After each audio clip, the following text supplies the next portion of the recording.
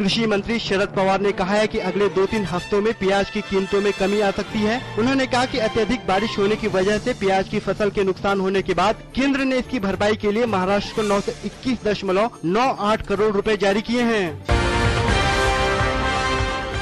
कांग्रेस उपाध्यक्ष राहुल गांधी ने आज मध्य प्रदेश के सागर में एक चुनावी सभा को संबोधित करते हुए भाजपा की विकास नीतियों पर निशाना साधा।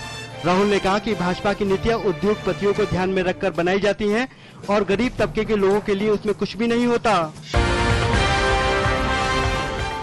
दिल्ली की मुख्यमंत्री शीला दीक्षित ने राजधानी में प्याज की आसमान छूती कीमतों के संबंध में केंद्रीय कृषि मंत्री शरद पवार और केंद्रीय खाद्य मंत्री केवी थॉमस से मुलाकात की। बाद में शीला दीक्षित ने कहा कि नेफेड राज्य सरकार को बिना किसी नफे नुकसान के प्याज उपलब्ध कराएगा। भाजपा ने आरोप लगाया है कि केंद्र और दिल्ली की शीला दीक्षित की सरकार एक दूसरे पर प्याज की ऊंची कीमतों की जिम्मेदारी डाल रहे हैं। गडकरी ने कहा कि सरकार ने प्याज के उचित तरीके से भंडारण सुविधा को बढ़ाने के लिए कोई कदम नहीं उठाया।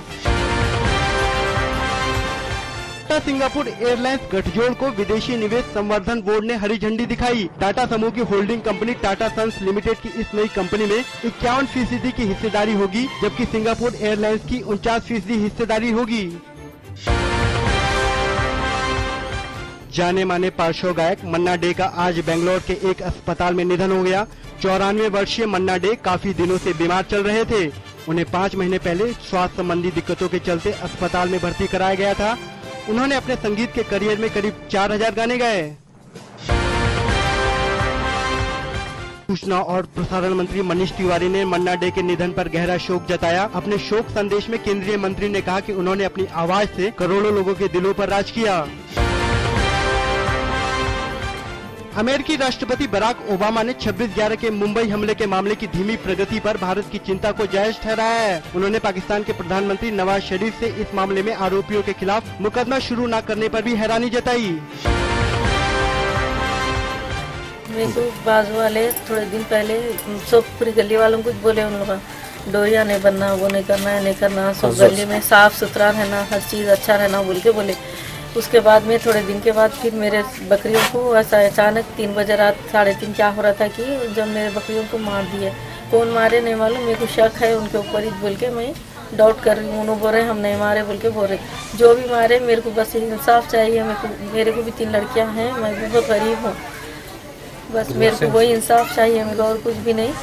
किसके ऊपर डाउट है? मेरे को बाजू वाले ऐसा बोल रहे थे सब साफ रहना, यहाँ से वहाँ तक पूरी गली को वो करेंगे, ये करेंगे ऐसा बोले, तो मेरे को डाउट आने से मैं आप लोगों के सामने पेश कर रही हूँ। मेरे को बस इंसाफ की ज़रूरत है। मेरे को 3 लड़कियाँ हैं, बस मेरे को और कुछ भी नहीं। हम डाउट कर रहे, मालूम नहीं है कि कौन मारे कौन नहीं मारे, मेरे को तो पता नहीं है वो, मगर मेरे को कोई भी मारे बोलना जरूरी है, मालूम तहकीकात करना जरूरी है।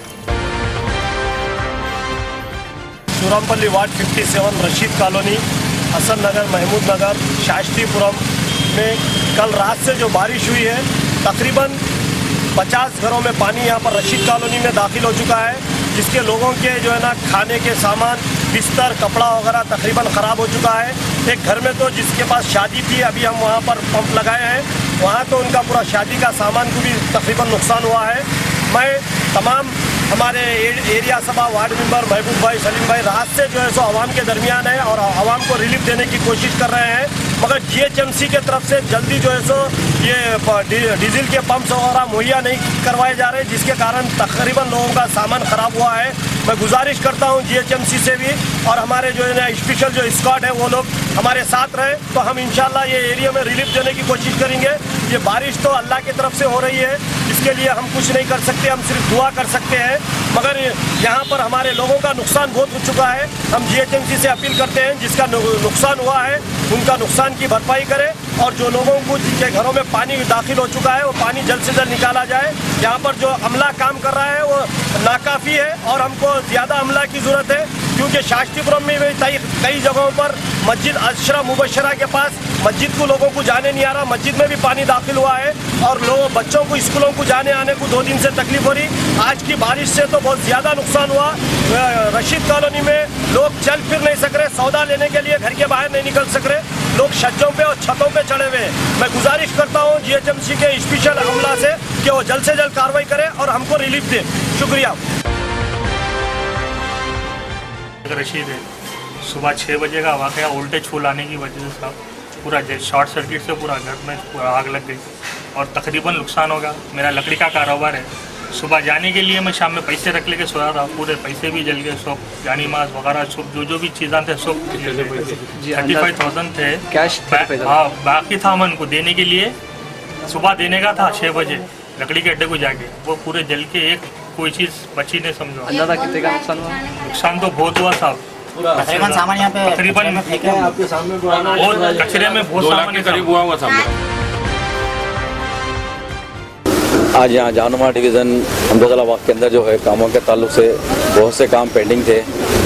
मेन रोड अहमदाबाद की मेन रोड सीसी रोड है, उस काम के ताल्लुक से जो है जेएचएमसी के अहदेदार एससी साहब, बेग साहब, हमारे एग्जीक्यूटिव इंजीनियर प्रदीप रेड्डी साहब, यही वेंकटेश्वर साहब, हमारे दीगर मजलिसी रुख्ता, यहाँ के सदर मोहतमदीन, सारे वर्कर मौजूद थे। सारे एरिया का दौरा कराए हैं। इंशाल्लाह बहुत जल्द ज़ेर तकमील कुछ कामें हैं, कुछ मंजूरशुदा कामें हैं, वो तो फर्स्ट के बाद इंशाल्लाह स्टार्ट हो जाएंगे। जो सीसी रोड है, ये रोड जब तक सैंक्शन होने तक जो है इसको पैचर वगैरह कराएंगे। इंशाल्लाह सारे काम देख लिए हैं, बहुत जल्द मूव कर लिया जाएगा। वो भी स्टार्ट करते बोल के बोले हैं, गुजरात थोड़ा कुछ जो टेक्निकल प्रॉब्लम था वो भी कंप्लीट कर लिए हैं। इंशाल्लाह दीपावली वो भी स्टार्ट हो जाएगा नाले का।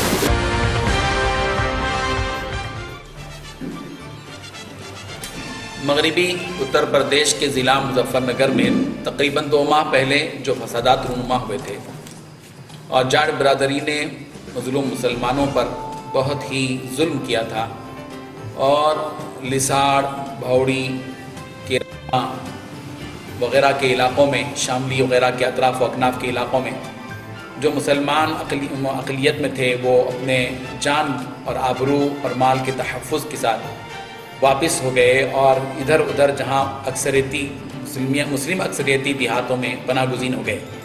आज वो हज़ारों की तादाद में जंगलाती इलाक़ों में आर्जी खेमों में पनागुज़ीन हैं। मैंने मुजफ्फरनगर के अतराफ़ अकनाफ़ का 2 मरतबे दौरा किया। पहले मरतबा थाना भवन और संता रसूलपुर पहुँचा और इस दूसरे दौरे में अम्बिटा, झिंझाना, कांधला और केराना वग़ैरह के मवाज़ियात में जो कैंपों में लोग मुक़ीम हैं हज़ारों की तादाद में, वहाँ उनको उनकी बेबसी की हालत में देखना हुआ। रोंगटे खड़े हो गए कि किस तरह इस सेकुलर मुल्क में और हमारे हिंदुस्तान की राजधानी की नाक में जो इलाका मौजूद है वहाँ ख़ुद मुसलमान इस सेकुलर मुल्क में महफूज नहीं है। तो ये बड़े अचंभे की और ताज्जुब की बात है।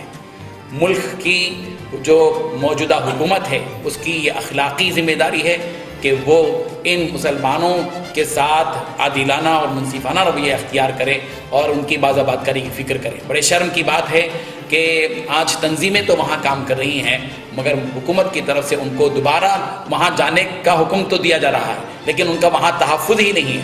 अगर 20,000 जाट बिरादरी के दरमियान में 2,000 मुसलमान जाते हैं और जिनको कत्ल किया गया उनके रिश्तेदारों को, तो वो किस मुँह से जाएंगे और कैसे वहाँ पर जा सकते हैं। इसीलिए हमारा ये पैगाम है और मैसेज है पूरी हुकूमत से कि हुकूमत वक्त सियासी चालबाजियों को छोड़कर अखलाकी ज़िम्मेदारी और हमदर्दी के साथ इनके साथ जो इनको ऐसे इलाक़ों में बाज़ाबाद करे जहाँ पर वो इत्मीनान के साथ अपनी आबरू और अपने माल और अपनी जान की हिफाजत के साथ रह सके। सफ़ा ने यहाँ इक़दाम उठाया है जहाँ उनके लिए कपड़े और लिहाफ और दीगर चीज़ें दी हैं, वहीं सफ़ा बैतुल माल ने उनकी बाज़ाबादकारी के लिए एक बड़ा प्रोजेक्ट बनाया है। केराना शहर से मुत्तसिल एक ज़मीन हमने बीघा ज़मीन यानी 5,000 गज से ज़ायद ज़मीन हमने वहाँ खरीदी है। फ़ी मकान 50 गज के हिसाब से हम उनको वहाँ जगह दे रहे हैं और एक छोटा सा घर वहाँ तामीर कर रहे हैं। फ़ी फैमिली 1 लाख रुपए का खर्च है और 100 ख़ानदानों को बसाने का हमारा प्रोग्राम है। सफ़ा कॉलोनी कायम की जाएगी, सफ़ा बैतुल माल के नाम से ये ज़मीन रजिस्टर्ड होगी, 2 महीने में ये कारगुजारी होगी और हम इंशाअल्लाह 100 ख़ानदानों को सफ़ा कॉलोनी में बसाने की कोशिश कर रहे हैं। हम अहले खैर से ताउन करते हैं। जुनूबी हिंदुस्तान वाकई काबिल तहसीन है कि यहाँ के लोग जहाँ कहीं भी ऐसे फसादात होते हों, सैलाब आता हो, वहाँ हमदर्दी करते हैं और अपना माल खर्च करते हैं। हम जुनूबी हिंद के सारे मुसलमानों से दरख्वास्त करते हैं कि वो मुजफ्फरनगर के इन मजलूम और बेबस मुसलमानों की बादाबादकारी के सिलसिले में दामे देव में सुखने उनका ताउन करें। हमारा ये प्लान है 100 मकानों को अपने जगह पर उनको आबाद करना। इंशाल्लाह वहाँ पर